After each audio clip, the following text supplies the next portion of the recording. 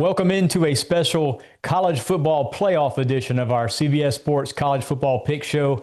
I'm your host, Brad Crawford, joined today by my guys and former college football players, Emory Hunt and Ben DiNucci. We're going to break down the 4 playoff quarterfinal matchups as well as the rest of bowl season over the next hour for you. We are going to start with the Cotton Bowl, kicking things off there in Dallas, where we have the 10-seeded Miami Hurricanes going up against Big Ten runner-up and number 2 seed Ohio State. Buckeyes installed as a 9.5-point favorite in this game.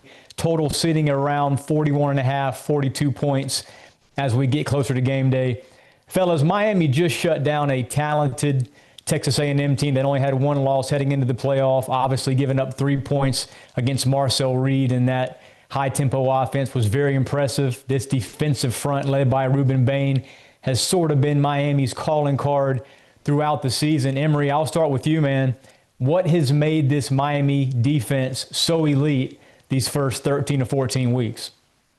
Is because they rallied to the football like no one else, man. When you watch that A&M game, I felt like every time someone from Texas A&M touched the football, there was 3 Hurricanes right there immediately on the stop. And so gang tackling and team defense was helping Miami. And on the other side of the field, you talk about the fact that the defense was able to get these key stops in key situational football moments. So they were making the plays that were there to be made. They turned the ball over when they had an opportunity to turn the ball over. And when they had a chance to get a significant stop to get off the field, to give their offense another chance, they did exactly that. So if this defense can show up in each game in the postseason, albeit the next one against Ohio State, they have a really good chance of pulling off the upset. Ben, as a former quarterback, how difficult is it to execute a game plan if you're constantly being harassed, chased from the pocket, which is what Miami expects to do against Julian Sand? We saw it happen in the Big Ten championship game where Indiana got some early pressure on Julian Sand, made him make a couple mistakes. Third down wasn't as crisp for Ohio State as it has shown throughout. Julian Sand, obviously, Heisman finalist this season. You see the numbers there as a first-year starter for Ryan Day and Brian Hartline. 78.4% completion percentage, ranked tops in college football. Obviously, yards per attempt were elite as we're passing touchdowns. But, Ben, I'll go back to you, man. Just how difficult is it knowing that Miami's going to do what it can to make things very nightmarish on Julian Sand? Yeah, first off, a 78% completion percentage in college football and high school in the NFL is unheard of. So Julian Sand's going to have to be at his A game again this weekend. The tough part about playing quarterback against these defenses when you get into the later stages of the year in the playoffs, whatever level you're playing at, is these defensive coordinators have a mindset, have an agenda that they want to make the opposite quarterback play consistent 60 minutes and make good decisions. So Julian Sand's going to have to do that against this defense. He's got weapons at his disposal all around him. The biggest thing for him is, can he play with inside of himself for 60 minutes? The big play is always not going to be there. There's going to be some stuff that happens throughout the course of this game that's not going to go Ohio State's way. Can he flush it, move on to the next play? And, when you get to this stage in the year, all you're trying to do is score 1 more point than the other team. So if it's 3-0, if it's 10-3 like we saw last weekend, Miami and Texas A&M, Ohio State's just got to find a way to win this one against a really talented defense, and this Ohio State offense will be ready for the task. Yeah, speaking of the potential of this game being low scoring there in Cotton Bowl, Miami offensive coordinator Shannon Dawson was asked this week what he thought about the narrative surrounding the Hurricanes maybe having trouble scoring at times. We saw that 10-point output in College Station. He sort of backhanded it a bit. He pointed to Ohio State losing its game 13-10 last time out in Indianapolis to Indiana, and he says, it's a win anyway, biz the trip mentality. So my question about the Buckeyes, Emory, is this. Do you think it's better to come into the playoff like Ohio State, losing your last game, seeing what the Buckeyes did last season after losing to Michigan and then running the table in the playoff? Or is it better to kind of go in on a winning streak like Miami has right now? That's a great question. I feel like you could make a case for either one, because what you're going to do as a coach and as a player is to try to find the motivation. So if you lost that game going into the postseason, you're like, man, we got to get back on the right track. This was the wake-up call we needed. But if you won the game going into the postseason, you're like, hey, this shows you we can compete. We have enough. We have what we need right here in this locker room to make a deep run. So you can make a case for either side.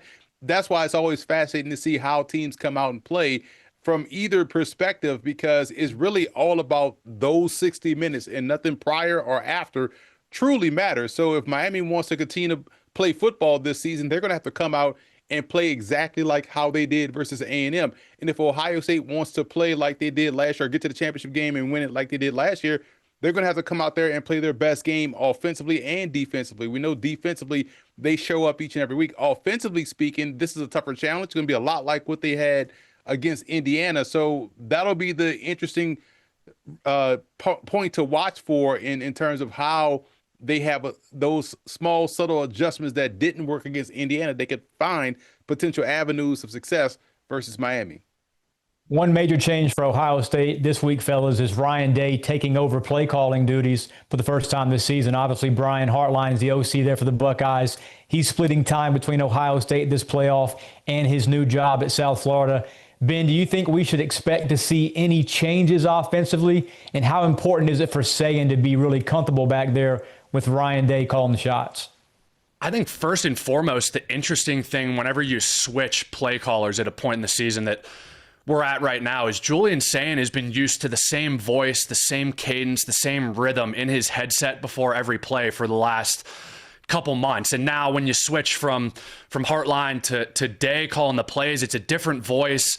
There's going to be a little bit of a different cadence that the play comes in. So that'll be the first hurdle. But in terms of play calling, I expect this Ohio State team to be a little bit more explosive, a little bit more aggressive on offense. I was at this Big Ten championship game a couple weeks ago between Ohio State and Indiana, and it just felt like there weren't enough shots downfield in the first half to Jeremiah Smith, to Carnell Tate. We saw it a little bit in the second half to open that Big Ten championship. Them just throwing 50-50 balls up to your guys. And when you've got two guys outside like that, it doesn't feel like 50-50 balls. It feels like 75-25 balls in terms of the offense. So I would expect, Ryan Day to come out, be aggressive. He's going to want to assert himself early. Sometimes when you get these teams that have buys, it's almost a disadvantage, right? Because you take a week off, you've been in the flow of the season, you've been playing really well. And so they're going to have to come out, be efficient to start, put some points on the board early. But I expect this offense to be aggressive and look for them to be explosive.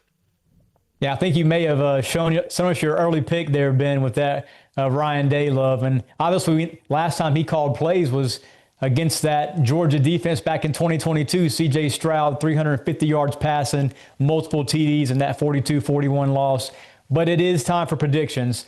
I am going with Miami plus 9.5. I think Ohio State wins the game, just kind of goes in there, AT&T Stadium, gets the win, gets out of there, moves on to the semis. But Miami is a team. If Carson Beck gets hot, Malachi Toney has a nice long touchdown early in that game, perhaps Miami has Ohio State on upset alert. I think it'll be competitive, however, and Miami plus 9.5. That's too many points to give the Canes. Emory, who you got in this one? First, I wish the game was actually played in a Cotton Bowl. Can you imagine if we played the Rose Bowl in SoFi? There's a big Cotton Bowl sitting right there that we always play the Red River Robbery every year. Play the doggone Cotton Bowl in the Cotton Bowl. So let me get off my soapbox. I will take Miami plus 9.5 as well. I think this game will be a lot like what we saw versus A&M. We're going to get a game that's going to come down to the wire. And Miami has that confidence now coming in like, hey, we could play championship level defense offensively if they just get a smidge better in the passing game, because we've seen the running game really pop off. That's what saved them against A&M. If the passing game could become a little bit better this week, they may have the upset. But 9.5, I agree with you, Brad. Too many points, give it to Canes. I'm going to be the lone wolf, guys, here and go against both of you. I'm going to take Ohio State in the points here. And the reason I say this, two things. The first being, I'm not sure if this Miami offense only scored 10 points against, Texas A&M, I'm not sure how they're going to get, even to that against this Ohio State defense. This Ohio State defense was the closest thing I've seen to an NFL defense live and in person in the Big Ten championship. The front seven is mean. Caleb Downs in the back end is a total game changer. I mean, look at this, 8.2 points per game allowed this year. I mean, that's basically a touchdown. So if this offense can get back to being explosive, spreading the ball around, Julian Sayin takes care of the ball, I think this could be a field goal game kind of late going into the fourth quarter, and I think Ohio State scores late to cover. Give me Ohio State minus 9.5 in this one. And coming up after break, we move to South Beach, where Oregon and Texas Tech will be playing in the Orange Bowl for the first time with a spot in the playoff semifinals on the line. Keep it here.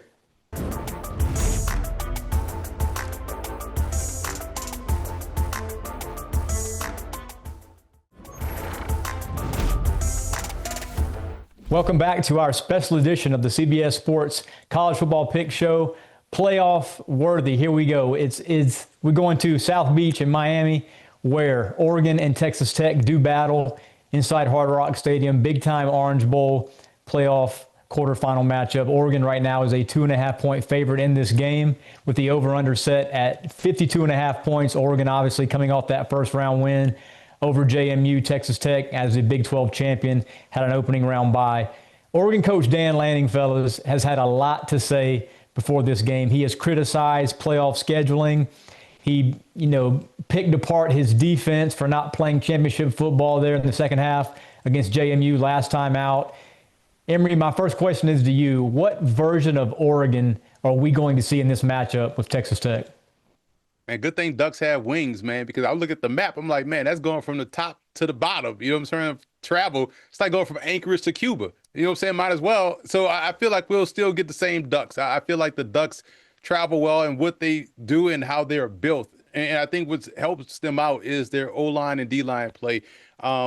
Because they're built well in the trenches, they seem to always replenish that offensive line, and the defensive line, as a result of going against that offensive line every day in practice, tends to be solid. So I feel like because of their foundation and how it's built, they'll travel well no matter where it is in the country. So I expect them to play the same game. What I'll be looking forward to seeing from them is how quick do they get off to a fast start. If they can get off to a fast start and make it a track meet, I think they have a chance against Texas Tech. Speaking of fast starts, Ben, obviously Oregon's offense seems to have found its rhythm there in the first half against JMU. Dante Moore coming off a 4-touchdown pass game, over 300 yards last time out against the Dukes. Then you have Texas Tech quarterback Behren Morton, hasn't played since the Big 12 championship game against BYU back on December 6th. Should there be any worry here if you're Texas Tech's quarterback about this passing game maybe being a bit sluggish early after this long layoff?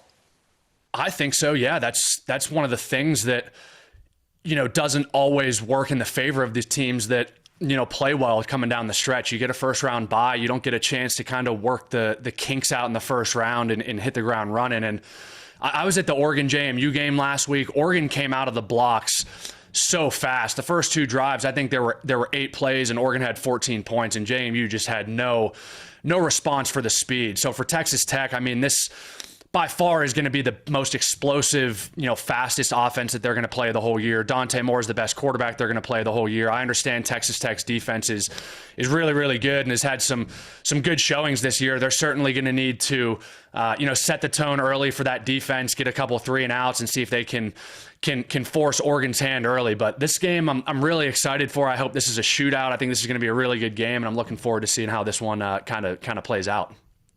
No disrespect, by the way, to Texas Tech quarterback Behren Morton, but he has the lowest QBR among the 8 remaining quarterbacks in this playoff bracket. Ty Simpson just ahead of him. It's 72.2. That's where Behren Morton is right now. We've seen him make some turnover-worthy throws. Only has 4 picks all year, but that's something to watch. Again, this really talented back 7 of the Ducks.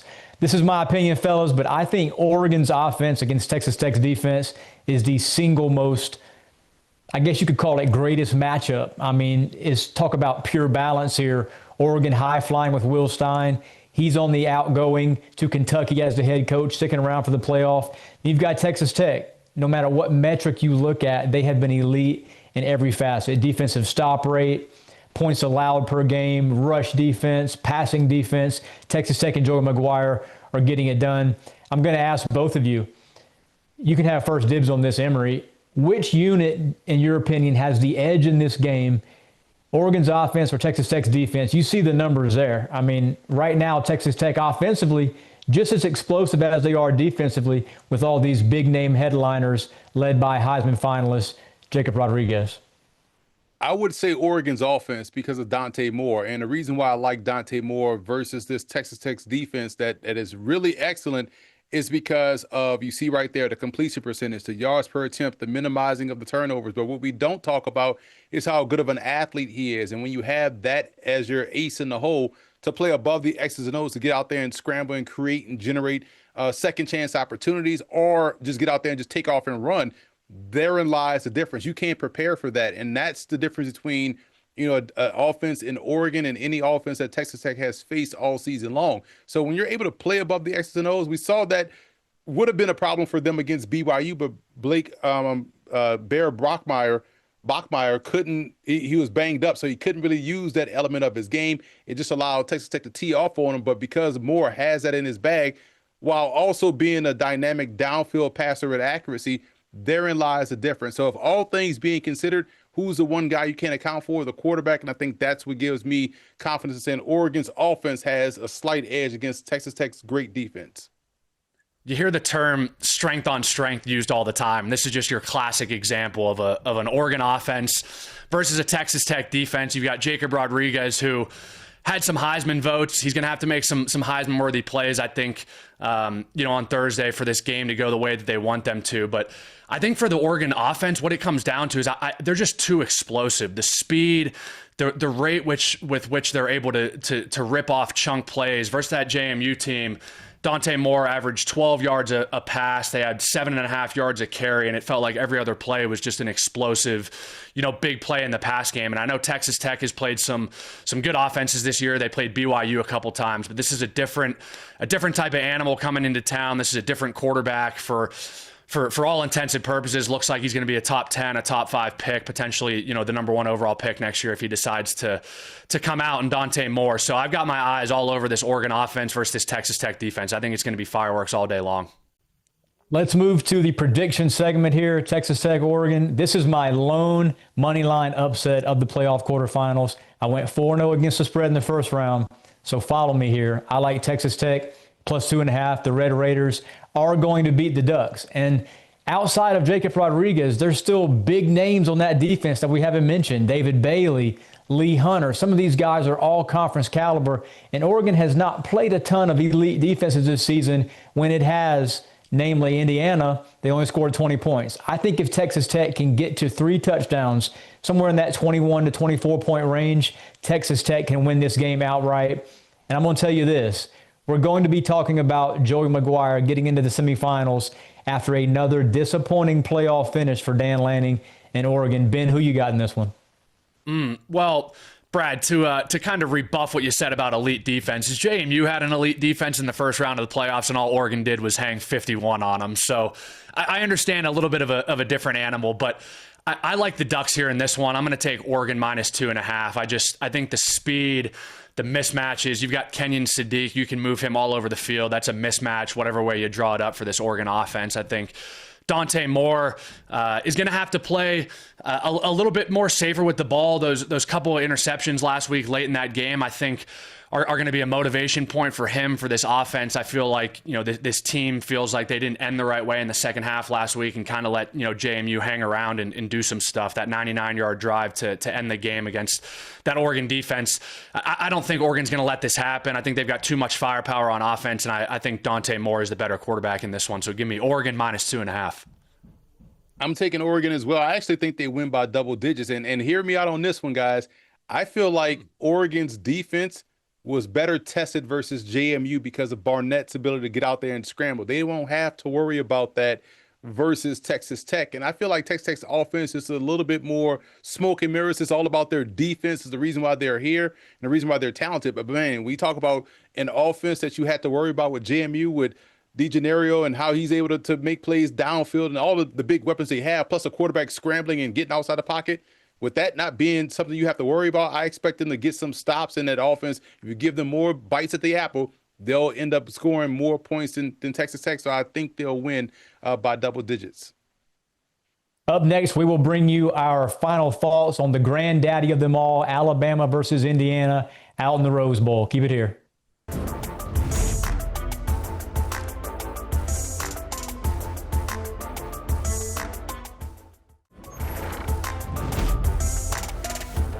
Welcome back to the CBS Sports College Football Pick Show Playoff Edition. We are continuing our quarterfinal look-ahead, guys, by heading out to Pasadena. We're top-seeded and surprise unbeaten. Indiana and Kirk Cignetti take on Alabama SEC runner-up out in the Rose Bowl. This feels like a spectacular matchup, probably one of the best 4 quarterfinal games we have this week. Between two teams, by the way, that have very different makeups this season. Alabama's coming in a little bit limping. You got the Big Ten champion Hoosiers, obviously, with Heisman winner Fernando Mendoza leading that charge.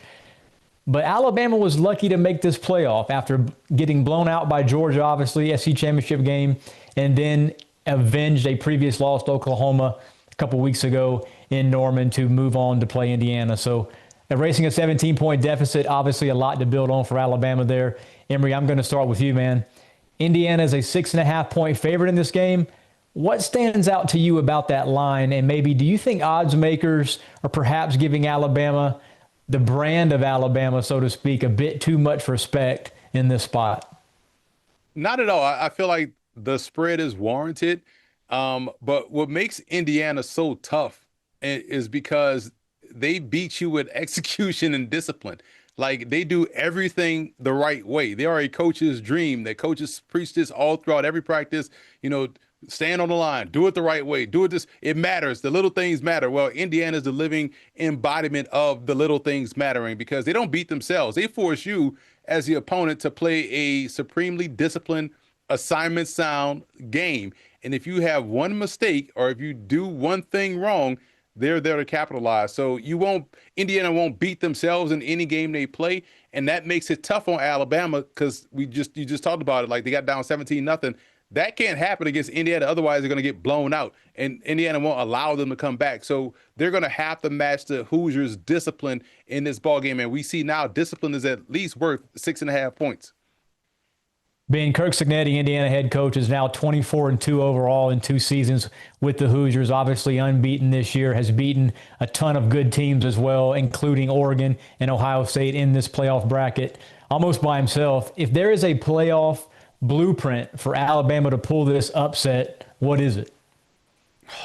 That's a good question. I mean, I hate to say it, but find a way to score more points than this Indiana team. Like, sometimes it's as simple as that. In a game like this Indiana defense is really stout. Kurt Cignetti harps on the little things. I played for him for a year at JMU. It's, hey guys, control what we can control. Don't beat ourselves. Play the long 60-minute game. And over the course of 4 quarters, let's not make as many mistakes as the other team and look up at the scoreboard and see where we're at. So for Alabama, this offense, Ty Simpson, he's going to have to be a game changer in this game. You hear the term game manager and gunslinger used a lot with quarterbacks. I think he's going to have to be your typical gunslinger in this game. This defense for Indiana is legit.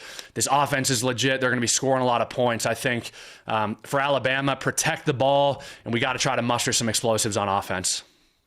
Prepping my notes for this one out in the Rose Bowl, Alabama's sort of similar to me like the Ohio State of 2024. Obviously not explosive on offense, likely not as good on defense, but where the similarities are alike is Alabama lost the SEC championship game to Georgia, did not play well, and obviously won its first round game.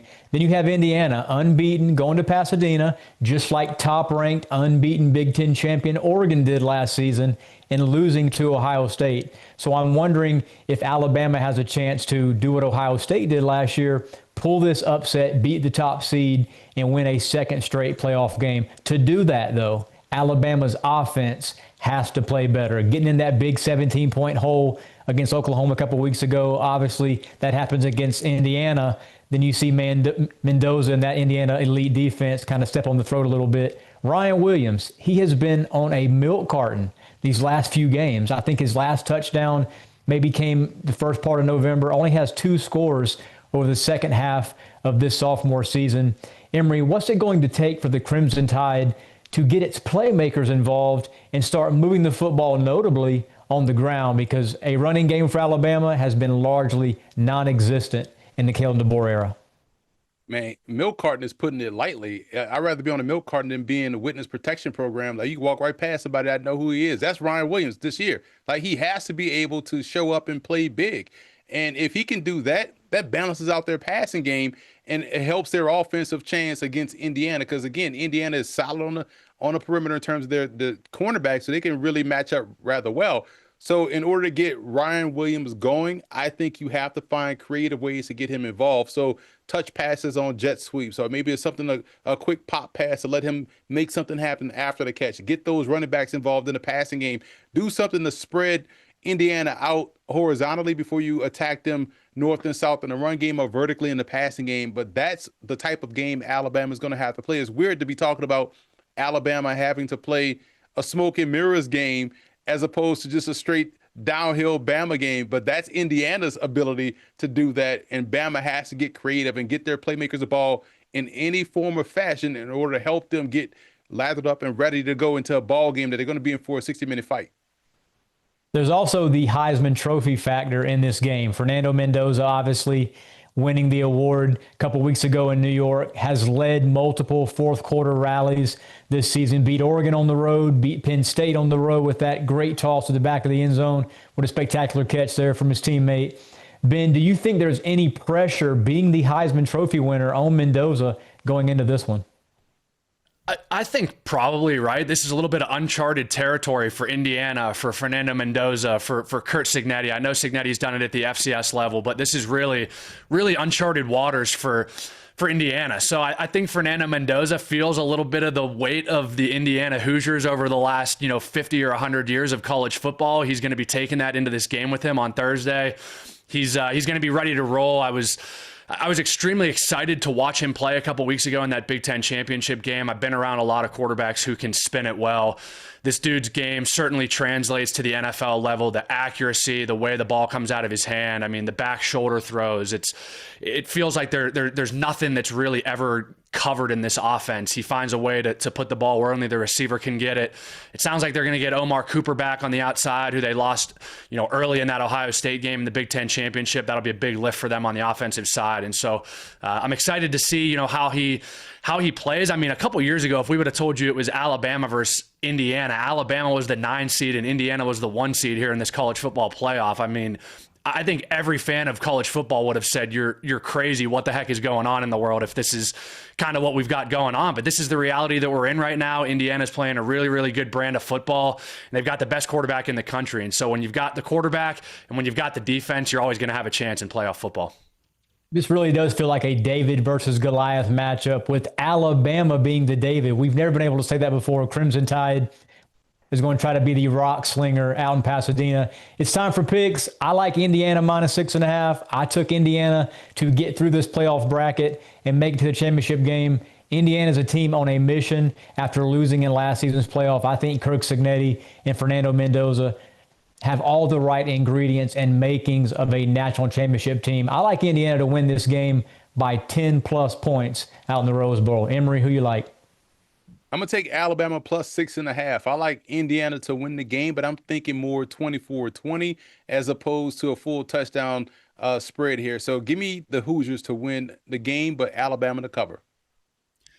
I got to go with Curt Cignetti, with my former coach. No bias being shown at all here. I'm going to go Indiana. I think they cover. I also think this might be double digits. If Alabama gets off the bus kind of lousy, feeling their way into this game, Indiana's going to find a way to make you pay early, punish you. Curt Cignetti's got one thing on his mind right now, and that's win at all costs. And it doesn't matter how they do it, doesn't matter how pretty it is. They find a way every game to just do what they need to do to win these games. It's by committee. It's not, Fernando Mendoza every game. It's not the rushing attack. They find a way to spread it around, beat you multiple different ways, and they've got the defense on the other side to do it. So I think Indiana wins big in this one. When we return, let's go down to the Sugar Bowl in New Orleans, where we'll see an SEC rematch between Georgia and Ole Miss.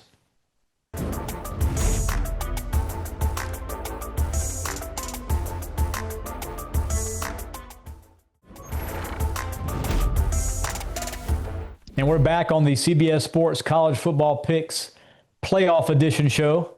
We've got our Ole Miss Georgia Sugar Bowl preview coming at you now. This game, fellas, feels like it's taken a back seat to these other quarterfinal matchups. Obviously, Ole Miss, Georgia, this is part two. We saw this game 43-35 several months back in Athens. Ole Miss had to feel pretty good about this matchup, seeing it on paper before the bracket. And then what happened? The Rebels delivered, beat Tulane in that first round, another lopsided win over the Green Wave, and now they get their rematch opportunity against Kirby Smart. Be careful assuming Georgia wins this game, too.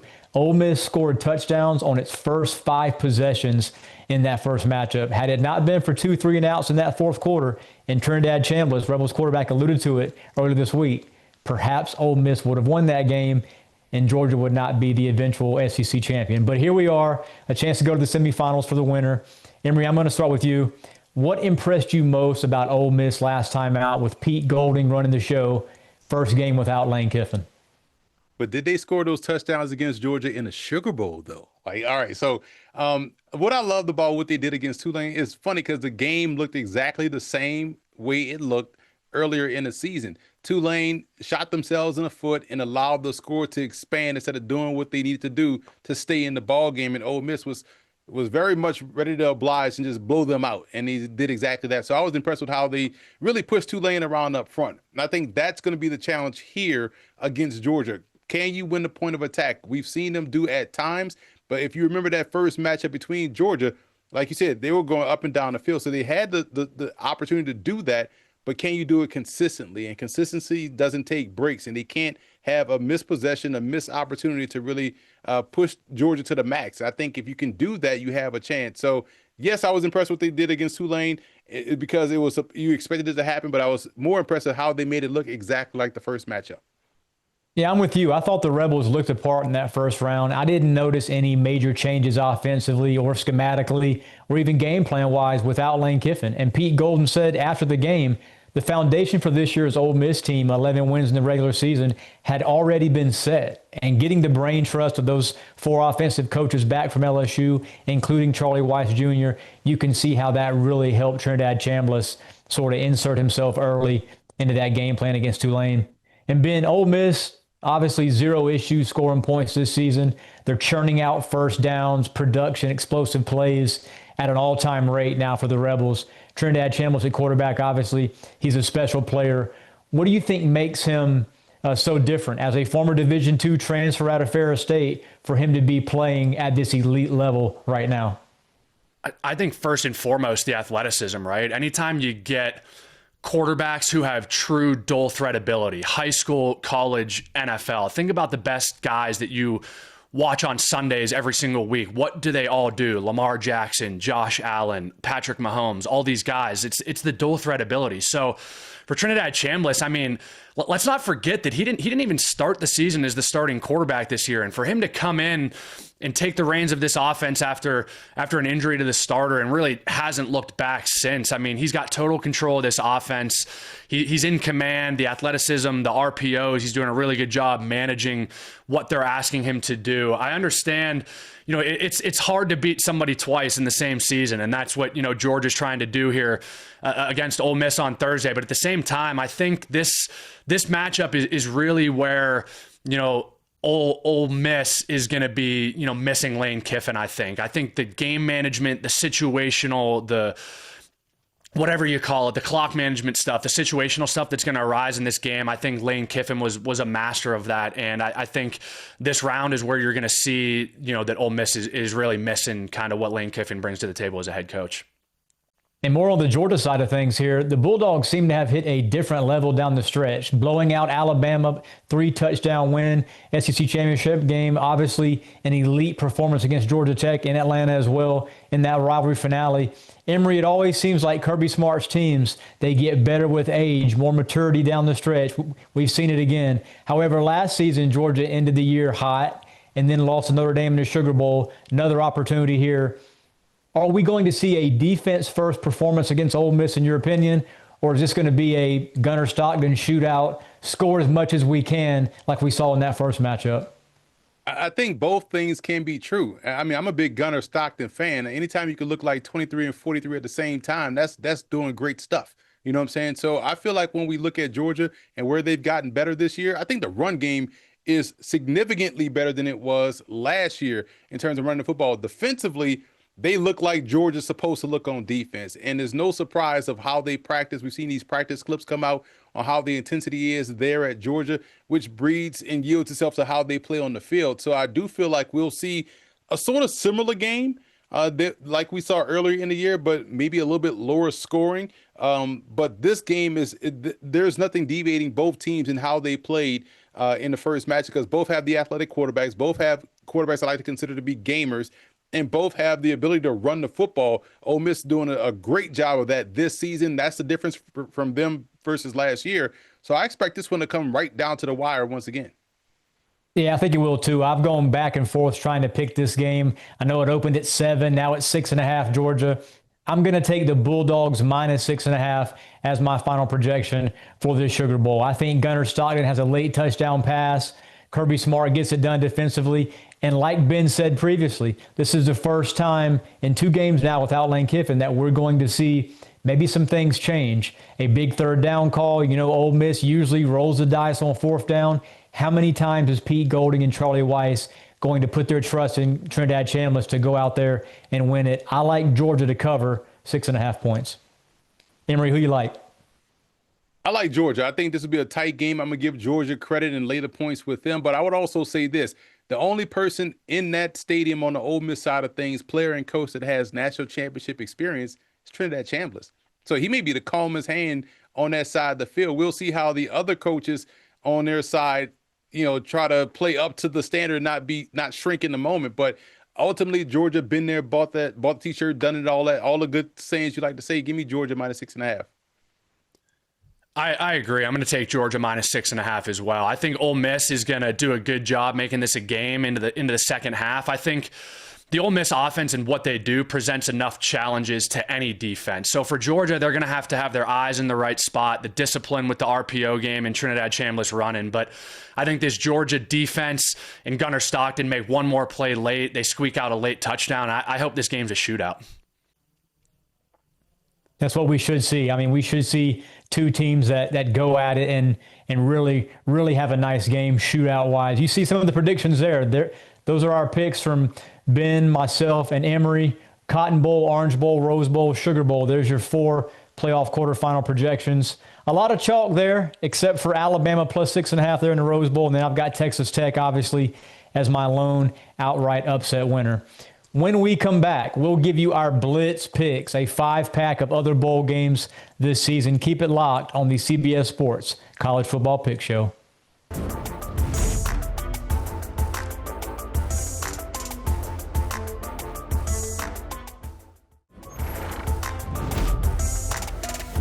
Welcome back to the College Football Pick Show here on CBS Sports Network. A handful of selections during our Blitz Pick segment from just outside of the playoff in the rest of bowl season. A lot of good matchups left, fellas, outside the quarterfinals. I'm going to start down in Tampa.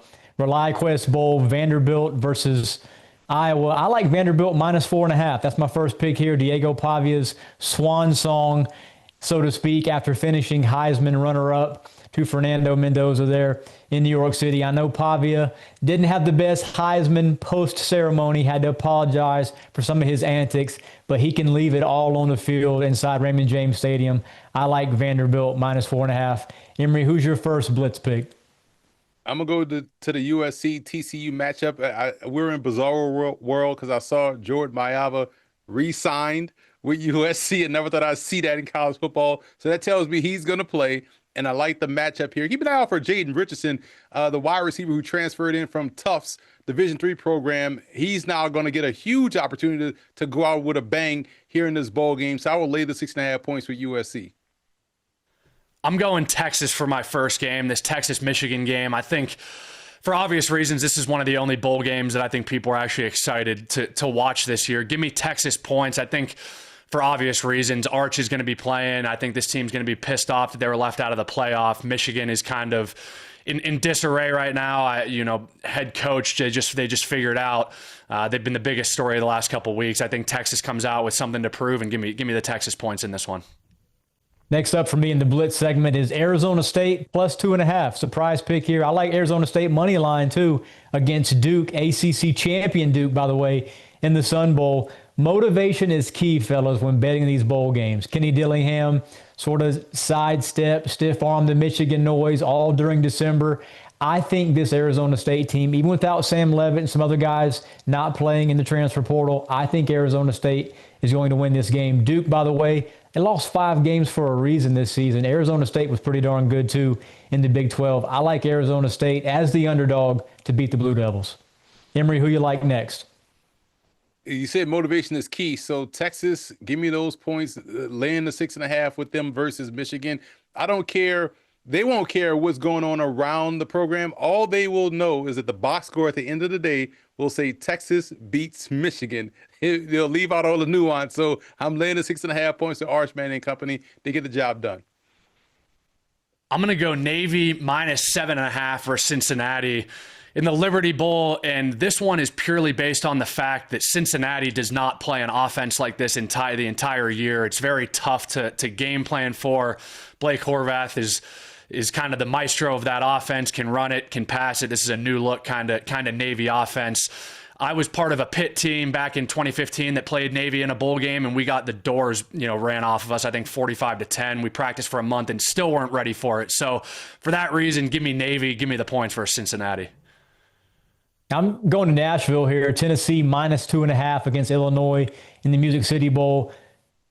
This is a game that I think Joey Aguilar, SEC's surprise leader in passing this season, I think he has a couple touchdowns in this game for Illinois. I don't see the Fighting Illini beating an SEC opponent for the second straight season in bowl season. Illinois, by the way, preseason top 15 team. A lot of us thought Brett Bielema might challenge for a Big Ten championship alongside Penn State, Ohio State, and Indiana. It did not happen.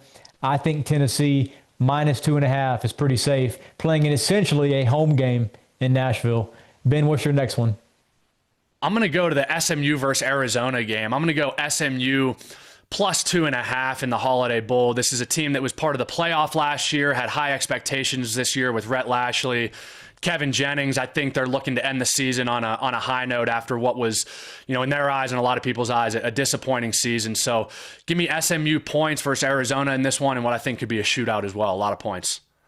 I'm going to double up right quick. I'm going to say I'll take Arizona on the other side. I think we'll get a back and forth affair. And I'm going to rock with you, Ben, on Navy. That's the one thing we know for sure. The armed forces will show up in these bowl games. They take these games seriously, lay the 7.5 points with the midshipmen.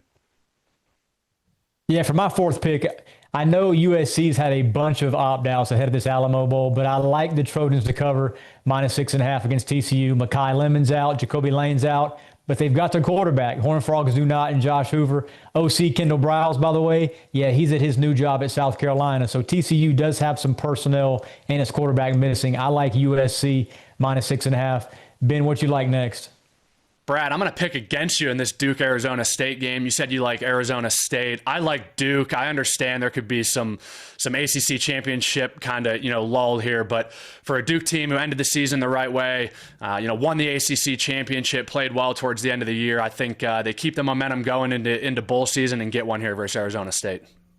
Rapid fire final picks, fellas. I'm going Citrus Bowl in Orlando, Texas, minus 7.5 against Michigan. We all like the Longhorns. Arch Manning, 5 touchdown performance heading into next season. Emory, what's your final one? FCS championship game Monday, January 5th. Give me Illinois State and Brock Speck, one of my favorite coaches, to keep it close versus Montana State, the Bobcats. Great FCS championship game in Nashville this year, not Frisco, Texas. I like the Redbirds plus 10.5. Guys, what would bowl season be without a 5-7 Mississippi State playing Wake Forest? Give me Mississippi State minus 3. Something's got to give here. Give me Mississippi State to get their 6th win and finally be bowl eligible, even though they're playing in one. Great show, fellas. That'll wrap things up for this week's college football playoff edition of the CBS Sports College Football Pick Show. I'm your host, Brad Crawford, by my guys Emory Hunt and Ben DiNucci. We will catch you next week ahead of the semifinals.